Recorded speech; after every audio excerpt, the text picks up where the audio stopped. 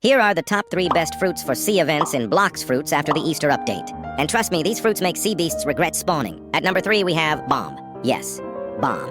The fruit that went from being everybody's joke to becoming the CEO of sea events. Whoever buffed Bomb clearly had a personal grudge against marine life.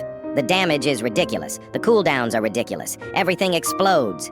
You don't even feel like you're fighting a sea beast. You feel like you're testing military equipment. Sea beasts pull up thinking they're about to start a boss fight. Then Bomb users hit them with enough explosives to recreate a historical event. The funniest part? People still underestimate it. They'll laugh at Bomb users right up until they see their damage numbers. Then suddenly everyone's acting like they've been fans since day one. Before we continue, hello, I am Lord Shinra. Ranking most relatable sibling moments, part 5. Me telling my sibling, "That's you," every time an ugly character showed up on TV. Yeah, let me get 2 quick pics of that. Donnell, that's you. I already knew they were gonna find one for me too. Me and my sibling getting along, but Mom thought we were fighting. Stop fighting! Stop fighting! I am sick and tired of it! We got yelled at before we even had a chance to explain ourselves.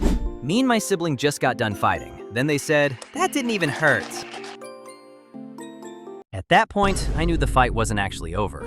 Me accidentally looking at my sibling while Mom was yelling at me. The second I saw their face, I knew I had to hold in my laugh. Me hitting my sibling one last time before locking myself in the bathroom. No! I will get you! Now I just trapped myself because I knew they were waiting outside. Ranking most relatable.